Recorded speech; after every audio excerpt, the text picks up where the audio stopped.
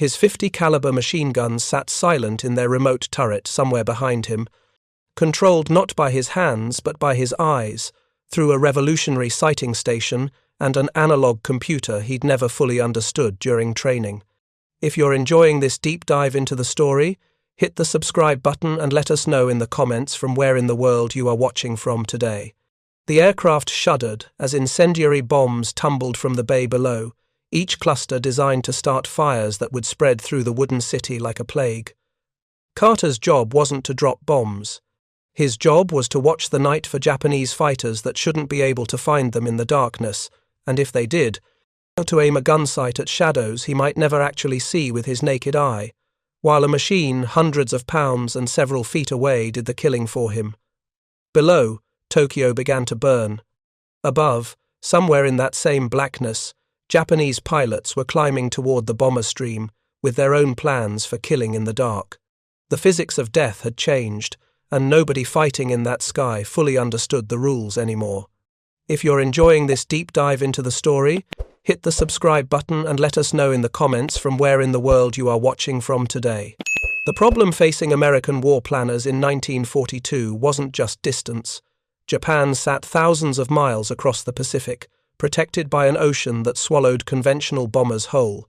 The Army Air Forces needed something unprecedented, a bomber capable of flying 16-hour missions, carrying 10 tons of explosives, operating at altitudes above 30,000 feet where Japanese fighters gasped for air, and defending itself with firepower that would make attacking it suicidal. What they built was the Boeing B-29 Superfortress, and it arrived in the Pacific Theater carrying technology so advanced that ground crews sometimes stood slack-jawed, watching it taxi past existing bombers. The aircraft stretched nearly 100 feet from nose to tail, with a wingspan of 141 feet. 4 Wright R3000, 350 engines, each generating 2,200 horsepower, strained against their mounts during takeoff, guzzling fuel at rates that made logistics officers wake up sweating in the middle of the night. But the Superfortress wasn't just big, it was intelligent in ways no bomber had been before. The crew compartments were pressurized, meaning gunners didn't freeze at altitude or fight hypoxia while trying to track enemy fighters. A complex tunnel ran through the bomb bay, connecting the forward and aft pressurized sections, allowing crew movement that earlier bombers made impossible. The Norden bomb sight sat in the nose, promising precision that high altitude and the jet stream would later prove largely fictional. And then there were the guns. The Boeing B-17 Flying Fortress had taught planners a brutal lesson over Europe. Even with 1350 caliber machine guns bristling from every angle, formations of fortresses bled bombers to German fighters willing to press attacks through curtains of defensive fire.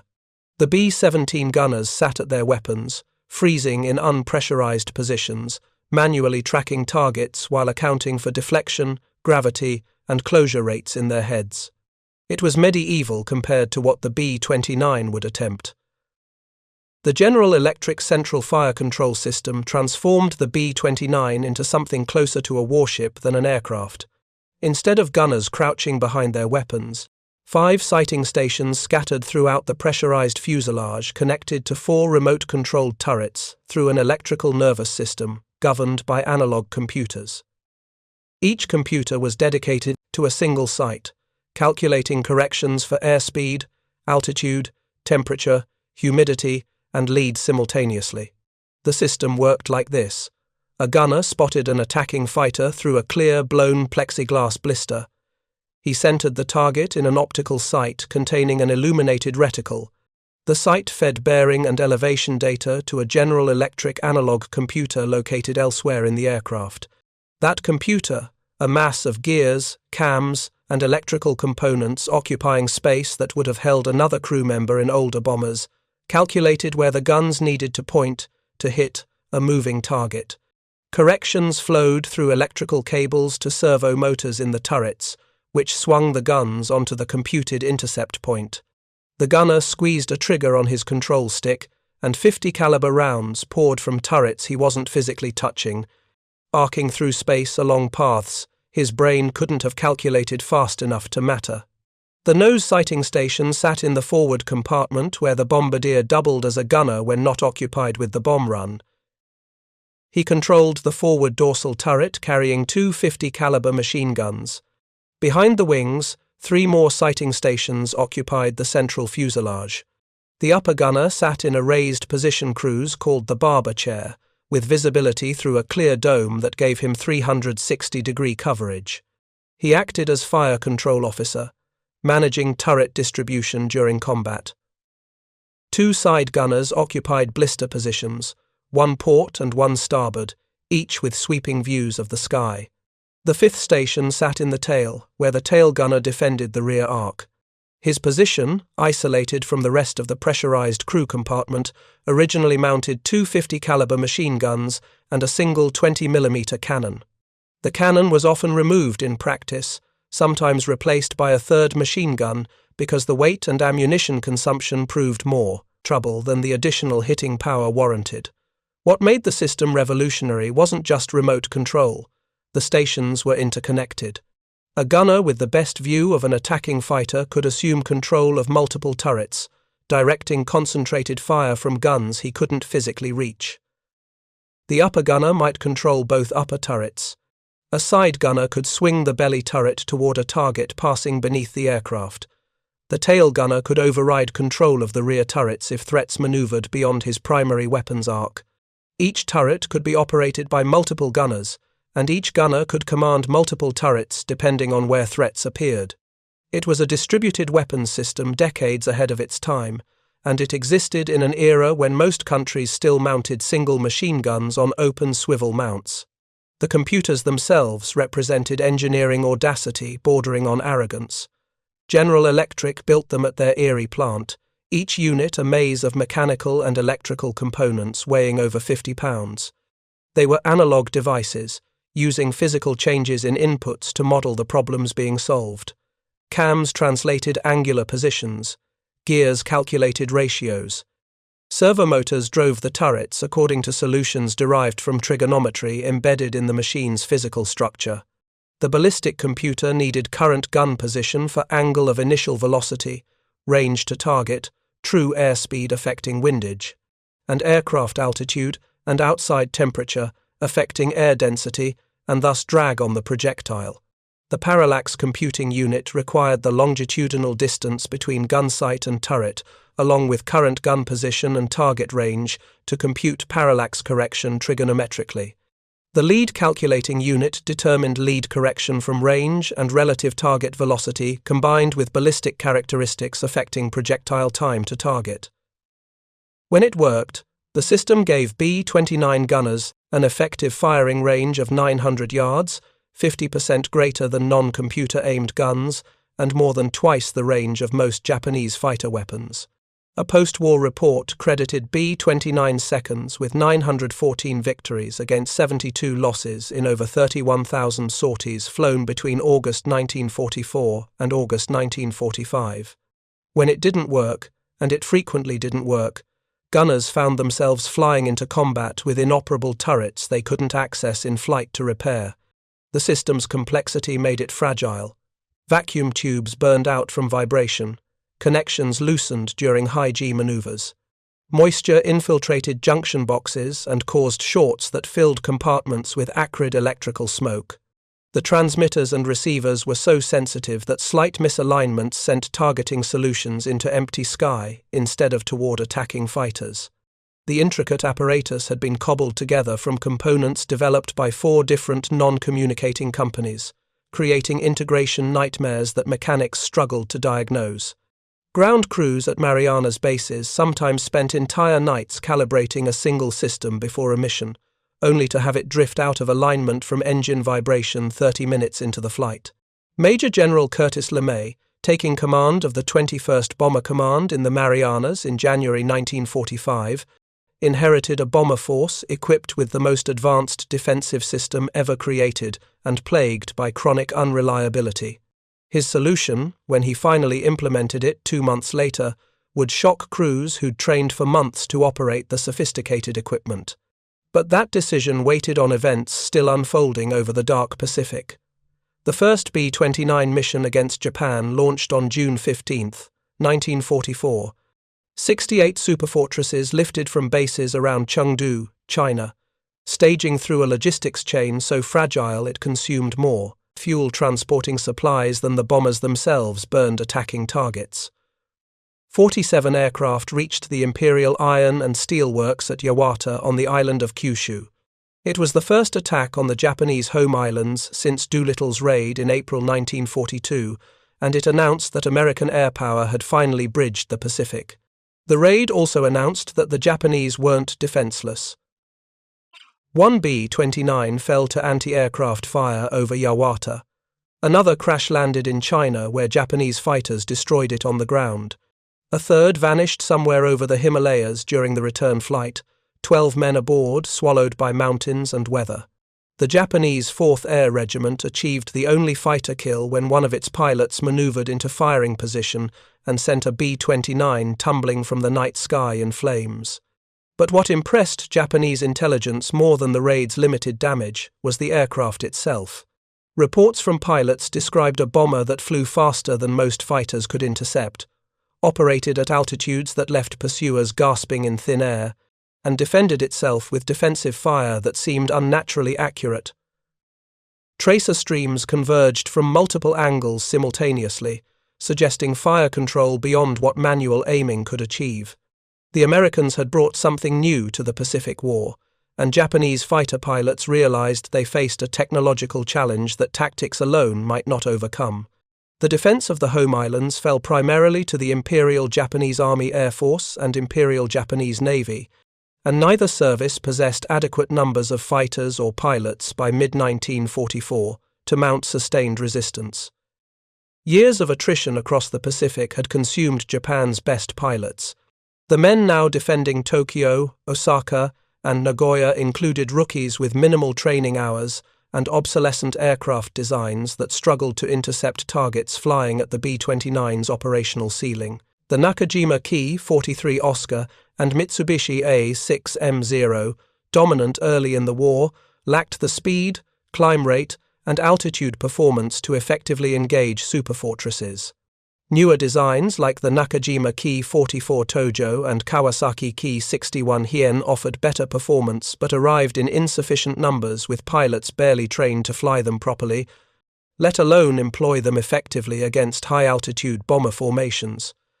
Japanese pilots increasingly resorted to desperation tactics. Starting in August 1944, some aircraft began conducting suicide ramming attacks against B-29 seconds. Specialized kamikaze fighter units formed in October, stripping aircraft of guns and armor plate to reduce weight and increase speed.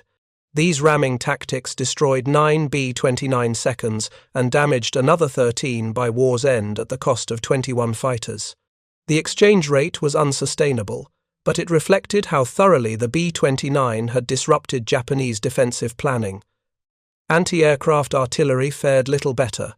Few Japanese guns possessed the range and modern fire control systems necessary to engage bombers cruising at altitudes above 25,000 feet.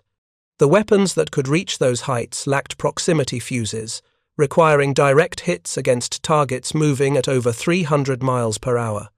Barrage fire occasionally damaged superfortresses through sheer volume, but downing one required extraordinary luck or pilot error that brought the bomber into lethal envelopes. The fundamental problem was speed and altitude. When B-29 seconds operated at their design ceiling of 30,000 feet or higher, cruising at 350 miles per hour, Japanese interceptors faced a nearly impossible task. They had to climb to intercept altitude, which consumed time and fuel. They had to match or exceed the bomber's speed to close into firing range. And they had to press attacks through defensive fire that could track them with computer-assisted accuracy across the entire closure. Even successful interceptions often resulted in single firing passes before the fighter ran low on fuel or lost the bomber in clouds and vast sky. The superfortress crews learned to rely on altitude and speed as their primary defense, accepting that Japanese fighters might reach them but rarely stay with them long enough to press home coordinated attacks. The 21st Bomber Command, operating from the Marianas starting in November 1944, initially continued the high-altitude daylight precision bombing tactics that had worked in Europe. The first major attack struck the Musashino aircraft plant near Tokyo on November 24. 111 B-29 seconds launched. Only 24 bombed the primary target. The others scattered ordnance across port facilities and industrial areas, creating destruction but failing to achieve the concentrated impact that precision bombing doctrine demanded. Japanese fighters intercepted in force, 125 aircraft challenging the formation. The B-29 gunners faced combat for the first time against the enemy they'd trained to fight, and the central fire control system delivered mixed results. Tracer streams converged on attacking fighters with the eerie precision the computers made possible, but malfunctions plagued individual aircraft. Some turrets failed to respond, others tracked sluggishly or froze mid-rotation. Gunners learned the bitter lesson that advanced technology in combat conditions rarely performed as advertised. Only one B-29 fell to enemy action during that first Tokyo raid, a testament to either the system's effectiveness or Japanese fighter pilots' inability to press attacks successfully. Post-mission analysis couldn't determine which factor mattered more. What was clear was that high-altitude precision bombing over Japan faced obstacles that European operations hadn't encountered. The jet stream, a high-altitude wind phenomenon meteorologists were only beginning to understand, scattered bombs like confetti. Formations arriving over targets encountered winds exceeding 200 miles per hour that threw bombing solutions into chaos. The vaunted Norden bomb site, designed for stable bombing runs at moderate altitudes, couldn't compensate for atmospheric conditions that made precise aiming physically impossible. December brought more missions with similarly disappointing results. January 1945 arrived with Curtis LeMay, replacing Haywood Hansel as 21st Bomber Command's leader, and with it came the first whispers that tactics would change radically. But in those early months, B-29 crews still flew high-altitude daylight missions, still struggled with malfunctioning fire control systems, and still wondered if the revolutionary bomber would ever achieve the strategic impact its designers promised. The night war hadn't started yet. When it did, the rules governing how gunners aimed and fired would shift in ways nobody anticipated, and the darkness would become both sanctuary and battlefield for men firing at shadows they could barely see. If you find this story engaging, please take a moment to subscribe and enable notifications. It helps us continue producing in-depth content like this. Curtis LeMay studied loss reports through February 1945 and reached a conclusion that contradicted everything the B-29 program had been designed to achieve. High-altitude precision bombing wasn't working over Japan. The jet stream destroyed accuracy, cloud cover obscured targets. And despite the sophisticated defensive systems, Japanese fighters still managed to inflict losses that, while sustainable statistically, represented crews and aircraft America couldn't afford to waste on missions producing minimal results. Japanese cities offered a vulnerability that military-industrial targets didn't. They were built primarily of wood and paper, construction materials that made them extraordinarily susceptible to fire. Earlier experimental incendiary raids had shown promising results, and a high-altitude firebomb attack on Kobe in early February proved particularly encouraging. LeMay began calculating a radical shift in tactics that would maximize destruction while minimizing losses. The new approach would attack at night, flying at low altitudes between 5,000 and 7,000 feet. The bombers would carry incendiary bombs rather than high explosives, maximizing fire-starting potential. And in the decision that shocked crews when they heard it, LeMay ordered that all defensive guns except the tail position be removed from the aircraft. The gunners would stay home. The ammunition would stay on the ground. The B-29 seconds would attack individually rather than in formation, stripping away the mutual defensive fire that had been doctrine since the early days of strategic bombing. LeMay's reasoning was coldly pragmatic. Japanese night fighter forces were weak, equipped with outdated aircraft and pilots lacking the radar technology and training that made German night fighters so lethal over Europe. Flying at low altitude would reduce strain on the temperamental R-3350 engines that had killed more B-29 crews through mechanical failures than enemy action ever had. Removing guns, gunners, and ammunition saved weight, allowing each aircraft to carry double its normal bomb load. If you find this story engaging, please take a moment to subscribe and enable notifications. It helps us continue producing in-depth content like this. The defensive fire control system that had cost millions to develop and months to install would be rendered irrelevant by simply not using it. The computers, the turrets, the sophisticated sighting stations, all that revolutionary technology would sit idle while bombers flew into enemy airspace essentially defenseless except for speed and darkness. Crews received the orders with reactions ranging from skepticism to outright fear. Pilots like Robert Rodenhouse thought the generals had lost their minds. The idea of flying a four-engine bomber at 5,000 feet, low enough that anti-aircraft guns could throw everything, including kitchen sinks at them, seemed suicidal. Gunners trained for months on the central fire control system faced the bitter realization that their expertise had been declared unnecessary, but LeMay wasn't asking for opinions. On the night of March 9th to 10th, 1945, 325 B-29 seconds began launching from Guam and Saipan for Operation Meeting House, the firebombing of Tokyo. They carried incendiary cluster bombs loaded with napalm, each designed to start fires that would spread and merge into a conflagration unlike anything Japan had experienced. The bombers arrived over Tokyo individually throughout the night, attacking from altitudes so low that crews could see people running through streets below. Pathfinders dropped their loads first, starting initial fires that marked the target area for following aircraft.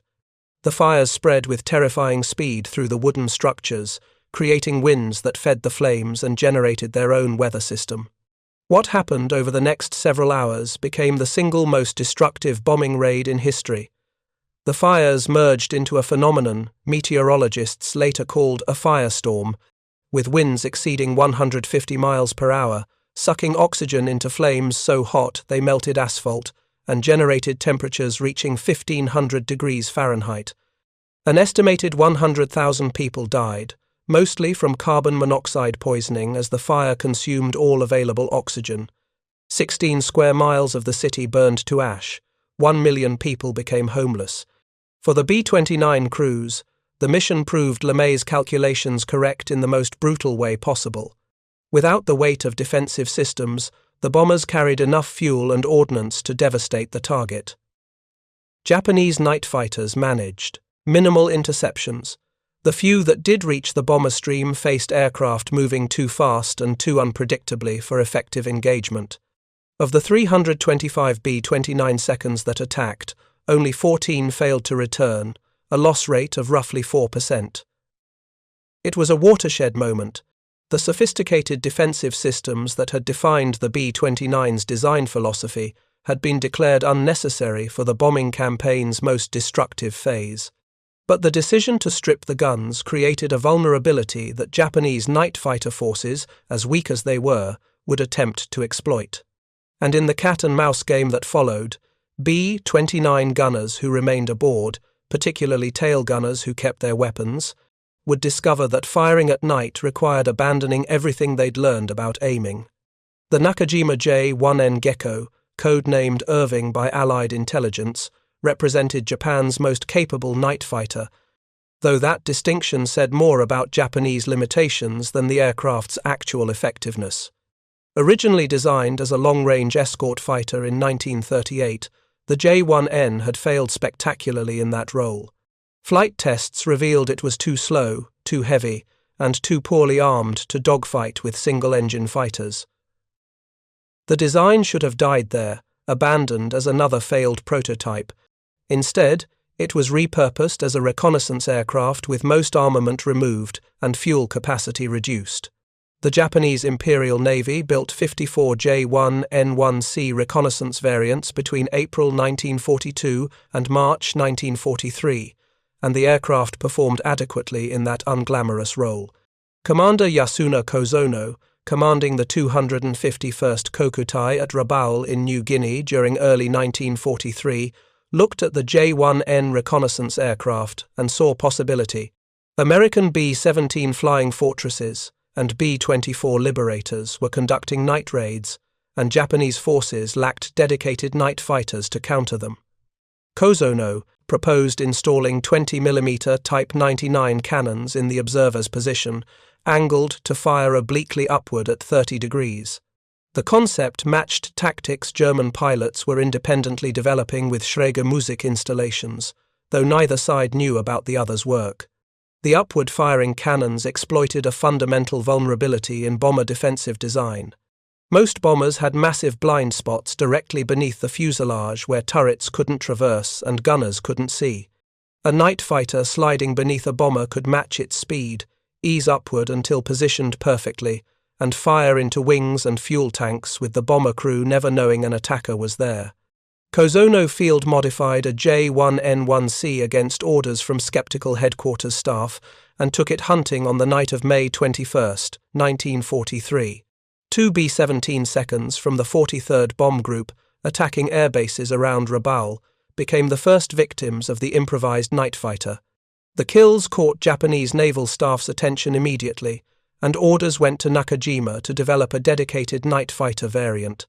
The J-1N1S Gecko entered production in August 1943, with a crew reduced from 3 to 2, and the observer's position fared over. The aircraft carried 4 20mm cannons, 2 firing upward at 30 degrees and 2 firing downward at the same angle. The downward-firing guns proved rarely useful in practice and were deleted in later variants. Some aircraft received primitive centimetric airborne intercept radar, though these sets were crude compared to British and American systems. Others carried small nose searchlights for illuminating targets at close range. Maximum speed reached 315 miles per hour, adequate for intercepting B-24 seconds that cruised at similar speeds, but insufficient for catching B-29 superfortresses that could sustain 350. The Gecko could climb to 30,000 feet, but reaching intercept altitude consumed time and fuel that left pilots with minimal loiter time over target areas. Most Gecko crews could manage only a single firing pass against a B-29 before losing contact in the darkness or running low on fuel. Lieutenant Sachio Endo became the Gecko force's most successful pilot, credited with destroying 8 B-29 seconds and damaging 8 more before a superfortress's gunners finally shot him down. His success represented exceptional skill and extraordinary luck. Shigetoshi Kudo claimed 9 victories. Shiro Kuratori logged 6. Warrant Officer Juzo Kuramoto and Lieutenant Kuratori together claimed 5 B-29 seconds during a single night on May 25 to 26, 1945, a feat so remarkable it seemed almost fictional. Another Gecko crew reportedly destroyed 5 superfortresses in one night, though the circumstances remain unclear and the claims are difficult to verify. These spectacular missions captured attention, but they were aberrations. Most Gecko pilots found the B-29 nearly impossible to intercept effectively. The bomber's speed advantage meant that even when a night fighter achieved radar contact or visual sighting, closing to firing range required perfect positioning and often exceeded the Gecko's performance envelope. By war's end, Nakajima had built 486 Geckos, and many had been expended in kamikaze attacks after their usefulness as night fighters ended. The aircraft represented Japan's most serious attempt at night interception, and it achieved some notable successes, but the numbers told a grim story. Japan's night fighter force was never large enough, never well equipped enough, and never sufficiently trained to significantly impact the strategic bombing campaign, which made LeMay's decision to strip defensive armament particularly audacious. He was betting that Japanese night fighters couldn't muster enough strength to threaten massed incendiary raids, even when the bombers flew, essentially, defenseless. The bet paid off, though not without cost. On missions after Tokyo, some B-29 crews disobeyed orders and secretly loaded ammunition into lower aft turrets, keeping 100 rounds available just in case. Frank Bud Farrell, a blister gunner, later recounted 2 separate night missions where the left gunner shot down a Japanese night fighter by sighting on the fighter's muzzle blast in total darkness. The crews couldn't officially claim the kills because doing so would have exposed their disobedience and risked court-martial. But those engagements revealed something crucial about night combat that training had never addressed. Traditional gunnery technique relied on seeing the target, tracking it visually, and letting the fire control computer calculate the intercept point. At night, especially during low-altitude raids when searchlights were minimal and the bomber flew through smoke and darkness, traditional methods failed completely. Gunners couldn't see targets clearly enough to center them in optical sights. The targeting reticles became useless when there was nothing visible to align them with. What worked was something more primitive and more effective simultaneously. Gunners learned to watch for muzzle flashes, the brief orange blooms that appeared when Japanese night fighters opened fire. Those flashes revealed the attacker's position instantly and accurately. A gunner who spotted muzzle flash could trigger his own weapons immediately, sending 50 caliber rounds toward the source of the flash, even without seeing the aircraft producing it. This technique transformed night gunnery from a precision science into an instinctive reflex. The fire control computers still operated, still calculated leads and corrections, but the initial targeting came from spotting enemy fire rather than spotting the enemy. Gunners were shooting at shooters, engaging in duels where whoever saw the other's muzzle flash first gained a potentially decisive advantage. The tail gunners, who retained their weapons throughout the incendiary campaign, became particularly skilled at this technique. Sitting in their isolated, pressurized compartments at the aircraft's rear, they had clear views astern where Japanese night fighters typically approached. On moonless nights over burning cities, visibility was essentially zero beyond a few hundred yards, but a 20mm cannon firing from a gecko positioned astern produced a flash visible for miles. Tail gunners learned to keep scanning, not for aircraft silhouettes, but for the telltale flicker of enemy weapons, fire. When they spotted it, they triggered their twin 50s immediately, sometimes before consciously processing what they'd seen. The tracers, arcing back toward the muzzle flash, gave them correction information, allowing them to walk fire onto targets they never actually saw as distinct aircraft. This wasn't the computerized precision gunnery that the B-29's designers had envisioned. It was closer to naval warfare in the pre-radar era, when ships fired at enemy gun flashes in night battles where visual identification was impossible. The irony was profound. The most technologically advanced bomber in the world had forced its gunners to adopt tactics that wouldn't have seemed out of place in the First World War. Japanese pilots attempting night interceptions faced their own targeting nightmares. The primitive radar sets some geckos offered limited utility. The Type 3 Mark 6 Model 4 radar could detect large targets at several miles range under ideal conditions, but ground clutter, weather, and the radar's own limitations made reliable tracking difficult. Many gecko pilots hunted entirely by eye, relying on cat's eyes, adaptation to darkness, and hoping to spot B-29 silhouettes against clouds, fires, or the faint glow of cities below. The upward-firing Schrager Musik cannons gave gecko crews an advantage if they could maneuver beneath a superfortress undetected, but achieving that position required extraordinary skill.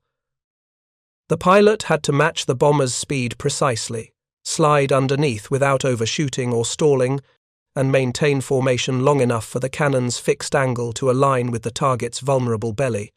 Any error meant losing the bomber in darkness or alerting the tail gunner to the threat. When everything aligned perfectly, the results were devastating.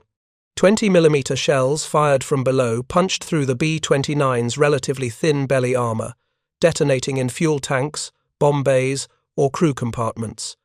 Wings separated. Fuselages broke apart. Bombers that had been flying normally disintegrated in seconds, often without any crew member understanding what had killed them. Flight Sergeant Robert Brahm, though his experience came over Germany rather than Japan, described the sensation of a Schrager Musik attack with chilling clarity. The first indication came when cannon shells punched through the floor and detonated in the fuselage above. The aircraft shuddered, flames erupted, and the pilot screamed for everyone to bail out. 4 crew members died aboard the disintegrating aircraft, and Braum never learned whether they were killed by the shells or the fire or the impact. There was nothing to see, just sudden destruction from below. B-29 crews flying over Japan experienced similar attacks, though less frequently than their counterparts over Europe had faced from German night fighters. The kills happened so quickly that even when crews survived by bailing out, they often couldn't identify what had attacked them.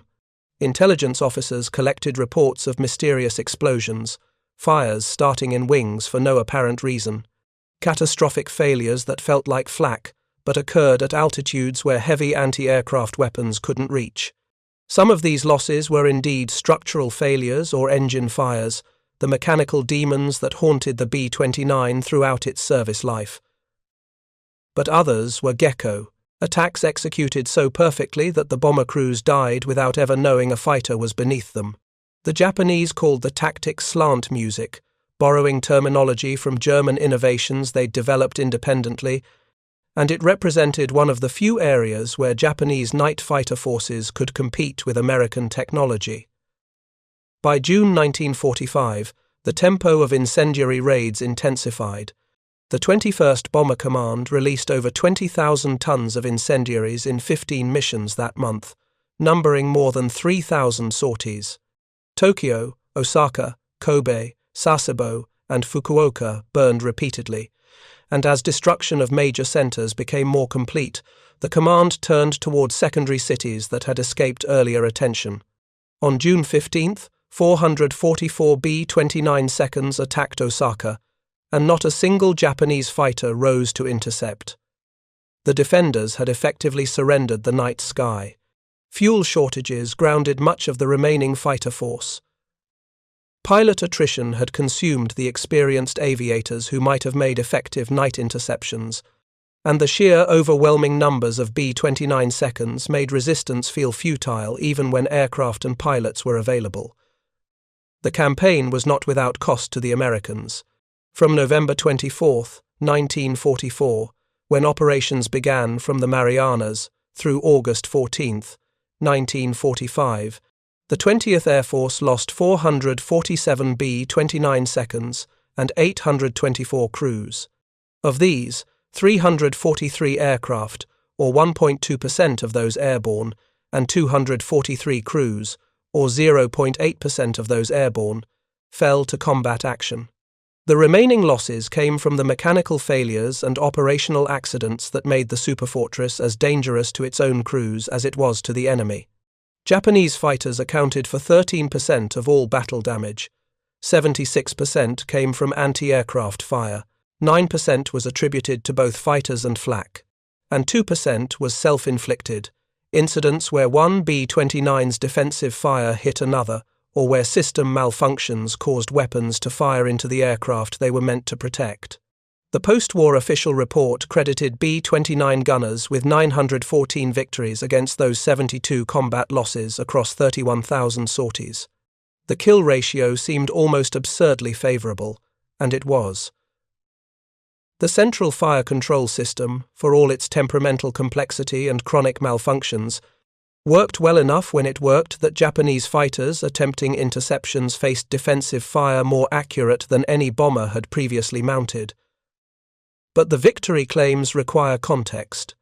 Air combat victory credits in any war are notoriously inflated due to multiple gunners firing at single targets, damage assessments made in chaotic combat conditions, and confirmation difficulties when battles happened at night over enemy territory. The actual number of Japanese aircraft destroyed by B-29 gunners was certainly lower than 914, though determining precise figures decades later is impossible. What's undeniable is that the B-29 defensive system, combined with the aircraft's performance advantages, made it extraordinarily difficult for Japanese fighters to successfully attack superfortress formations. The mathematics of interception, which had challenged British night fighters over England in 1940 and German night fighters over the Reich later in the war, worked even more decisively against Japanese defenders who lacked radar, effective fire control, high-performance aircraft in sufficient numbers, and pilots with adequate training.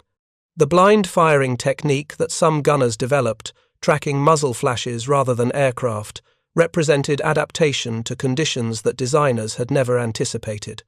The B-29 was engineered for high-altitude daylight operations, where visual, acquisition, and computer-calculated fire control would provide decisive defensive advantages. When LeMay shifted tactics to low-altitude night attacks, the technology became partially irrelevant, and gunners reverted to more primitive but effective methods. Frank Farrell's account of shooting down night fighters by sighting on muzzle blast captures the essential truth about technological warfare. Systems designed for one combat environment often fail or require modification when conditions change dramatically. The gunners who succeeded at night were those willing to abandon the sophisticated techniques they'd been taught and rely instead on reflexes, instinct, and the simple principle that if an enemy is shooting at you, shooting back toward his gun flashes is better than trying to find him through an optical sight in total darkness. By August 1945, Japan lay battered and charred from southern Kyushu to northern Honshu. The incendiary campaign had destroyed a substantial percentage of Japanese industry, wrecked the economy, and shattered civilian morale. Evidence supports the conclusion that the B-29 offensive, more than any other single factor, forced Japan toward surrender. The atomic bombings of Hiroshima and Nagasaki on August 6th and 9th delivered the final psychological blows, but the conventional firebombing campaign had already made continuation of the war physically unsustainable. The B-29 force that achieved this strategic victory did so despite, not because of, its sophisticated defensive systems during the critical final months. The central fire control technology worked as designed when used, providing accuracy and firepower that made attacking formations hazardous for Japanese fighters. But LeMay's decision to strip those systems from aircraft conducting the most destructive raids proved that technological sophistication matters less than tactical adaptation. The gunners who remained aboard during night missions, particularly the WWII, tail gunners whose weapons stayed mounted throughout the campaign, developed methods that would have been recognizable to rear gunners on First World War bombers. Watch for muzzle flash. Fire toward the flash immediately. Use your tracers to walk fire onto the target.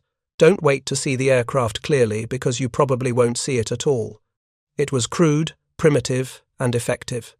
The irony that the most advanced bomber of the war forced its gunners to fight like their predecessors from 25 years earlier says something profound about the nature of technological progress in warfare.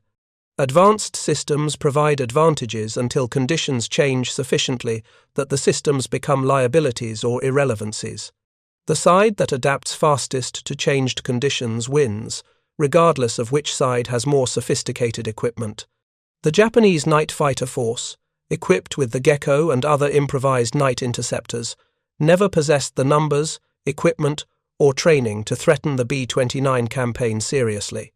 Lieutenant Sachio Endo's 8 confirmed kills and 8 damaged represented exceptional achievement, but 8 B-29 seconds lost to a single pilot across months of combat was a rounding error in the overall campaign. The Gecko crews, who shot down 5 superfortresses in single nights, achieved local tactical victories that had zero strategic impact. The B-29 campaign succeeded because American industry built bombers faster than Japanese defenders could destroy them, because the superfortresses' performance advantages made interception extraordinarily difficult, and because Curtis LeMay was willing to discard doctrine and sophisticated defensive systems when tactical reality suggested simpler approaches would be more effective.